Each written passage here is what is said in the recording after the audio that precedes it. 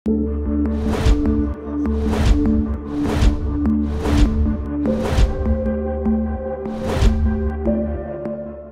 সনদ বাস্তবায়নের উপায় নিয়ে ঐক্যমত্য কমিশনের সুপারিশ জমা পড়ার পর সরগরম রাজনৈতিক অঙ্গন। প্রকাশ্যে সরকার ও কমিশনের সমালোচনা করছে বিএনপি। নির্বাচনের ব্যত্যয় হলে দায় ইউনূস সরকারকে নিতে হবে বলেও হুঁশিয়ারি এসেছে। এনসিপি বলছে, জুলাই সনদ বাস্তবায়ন ও গণহত্যার বিচার না হওয়া পর্যন্ত ফেব্রুয়ারিতে জাতীয় নির্বাচন আয়োজন সম্ভব নয়। সরকারও বলছে, নির্বাচন বানচালে আক্রমণ আসতে পারে হঠাৎ করে। তবে কি নির্বাচন ঘিরে যে শঙ্কা তা ঘনীভূত হচ্ছে, নাকি সবই পরিস্থিতি মোকাবিলার কৌশল? একদিন আগে মঙ্গলবার রাজধানীর ফরেন সার্ভিস একাডেমিতে সংবাদ সম্মেলন করেন জাতীয় ঐক্যমত্য কমিশনের সহসভাপতি ডক্টর আলী রিয়াজ। জুলাই সনদ বাস্তবায়নের সুপারিশ নিয়ে তিনি জানান, জুলাই সনদে থাকা বিষয়গুলো এক পর্যায়ে স্বয়ংক্রিয়ভাবে প্রতিস্থাপিত হবে সংবিধানে। প্রয়োজনীয় সংশোধনের সংযোজনের যে বিষয়গুলো জনগণের দ্বারা সম্মত হবে, যদি সংবিধান সংস্কার পরিষদ 270 দিনের মধ্যে তাদের দায়িত্ব সম্পাদন করতে না পারে, তাহলে গণভোটে পাশ হওয়া বিলটি স্বয়ংক্রিয়ভাবে অর্থাৎ আপনি সংবিধানের সংশ্লিষ্ট অনুচ্ছেদগুলোকে প্রতিস্থাপন করবে। 270 দিনের দায়িত্ব পালনের পর সংবিধান সংস্কার পরিষদ তার কার্যক্রম সমাপ্ত করবে। এ নিয়ে এক প্রতিক্রিয়ায় বুধবার ঐক্যমত্য কমিশনের নিরপেক্ষতা প্রশ্নবিদ্ধ হয়েছে বলে মন্তব্য করেন বিএনপির স্থায়ী কমিটির সদস্য সালাউদ্দিন আহমদ। বলেন, গতকাল কমিশন সরকারকে যে সুপারিশ দিয়েছে তাতে তাদের ভূমিকা প্রশ্নবিদ্ধ হয়েছে। গত 17 অক্টোবর জাতীয় ঐক্যমত্য কমিশনের সুপারিশে স্বাক্ষরিত জুলাই সনদের পূর্ণ প্রতিফলন ঘটেনি। ঐক্যমত্য কমিশন, সরকার এবং আরও 2-3টি রাজনৈতিক দল এখন একই পক্ষে অবস্থান নিয়েছে, যা রেফারির নিরপেক্ষ ভূমিকার পরিপন্থী।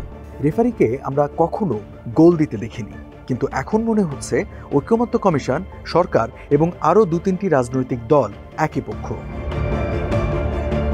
গণঅভ্যুত্থানে নেতৃত্ব দেওয়ার শক্তির মধ্যে বিভক্তি সৃষ্টি নিয়ে সতর্ক করে আসছিলেন বিএনপির মহাসচিব মির্জা ফখরুল ইসলাম আলমগীর। কমিশনের সুপারিশ সেই শঙ্কা আরও প্রকট করেছে বলে মনে করছেন তিনি।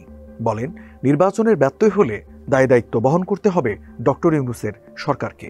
আমি অন্তর্বর্তীকালীন সরকারের প্রধান উপদেষ্টার দৃষ্টি আকর্ষণ করে বলতে চাই, আপনি কিন্তু আপনি জনগণের সামনে কিন্তু প্রতিশ্রুতিবদ্ধ, ওয়াদাবদ্ধ যে আপনি এখানে সত্যিকার অর্থেই যেটুকু সংস্কার দরকার সেই সংস্কারগুলো করে আপনি জনগণের যে গ্রহণযোগ্য নির্বাচন দেবেন, সেই নির্বাচনের মধ্যে দিয়ে পার্লামেন্ট আসবে, সেই পার্লামেন্ট এই দেশের সংকটগুলোর সমাধান। সুতরাং আজকে যদি এর থেকে কোনো ব্যত্যয় ঘটে, এর থেকে বাইরে যদি যান, তার দায় দায়িত্ব সম্পূর্ণ আপনাকেই বহন। বিএনপি নেতাদের এসব কড়া বার্তার মধ্যেই শেখ হাসিনার সাক্ষাৎকার প্রকাশ্যে আনে বিদেশি কিছু সংবাদ মাধ্যম। রয়টার্স, এএফপি ও যুক্তরাজ্য ভিত্তিক দ্য ইন্ডিপেন্ডেন্টে প্রকাশিত সাক্ষাৎকারে শেখ হাসিনা আগামী নির্বাচন, বিচার ও দেশে ফেরা নিয়ে কথা বলেন। জানান, দেশে আওয়ামী লীগের নেতৃত্ব পরিবারের উপর নির্ভর করবে না। আগামীতে সরকার বা বিরোধী দল হয়ে দেশের রাজনীতিতে ফিরবে আওয়ামী লীগ। দলটিকে নির্বাচনে অংশ নেওয়া নিষিদ্ধ করার পর লাখ লাখ সমর্থক আগামী জাতীয় নির্বাচন বর্জন করবেন। এদিন ফরেন সার্ভিস একাডেমিতে এক সংবাদ সম্মেলনে নানা বিষয়ে কথা বলেন প্রধান উপদেষ্টার প্রেস সচিব শফিকুল আলম।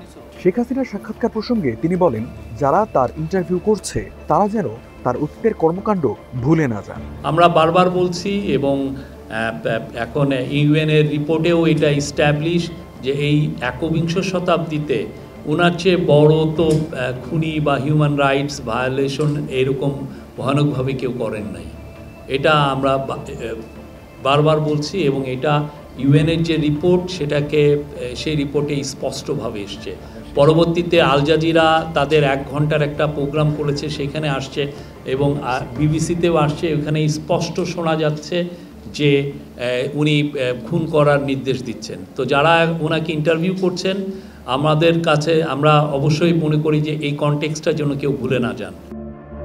এক প্রশ্নের জবাবে নির্বাচন বানচাল নিয়ে প্রধান উপদেষ্টা ডক্টর ইউনূসের বক্তব্য তুলে ধরেন শফিকুল আলম। জানান, হঠাৎ করে আক্রমণ চলে আসতে পারে। প্রধান উপদেষ্টা আরও বলেছেন, নির্বাচন বানচালের জন্য ভিতর থেকে বাইরে থেকে অনেক শক্তি কাজ করবে। ছোটোখাটো না বড় শক্তি নিয়ে বানচালের চেষ্টা করবে। হঠাৎ করে আক্রমণ চলে আসতে পারে। এই নির্বাচন চ্যালেঞ্জিং হবে। যত ঝড় ঝঞ্ঝাই আসুক না কেন আমাদের সেটা অতিক্রম করতে হবে। সন্ধ্যায় এনসিপির আহ্বায়ক নাহিদ ইসলাম কথা বলেন রংপুরে। তিনি জানান, জুলাই সনদ বাস্তবায়ন ও গণহত্যার বিচার না হওয়া পর্যন্ত ফেব্রুয়ারিতে জাতীয় নির্বাচন আয়োজন সম্ভব নয়।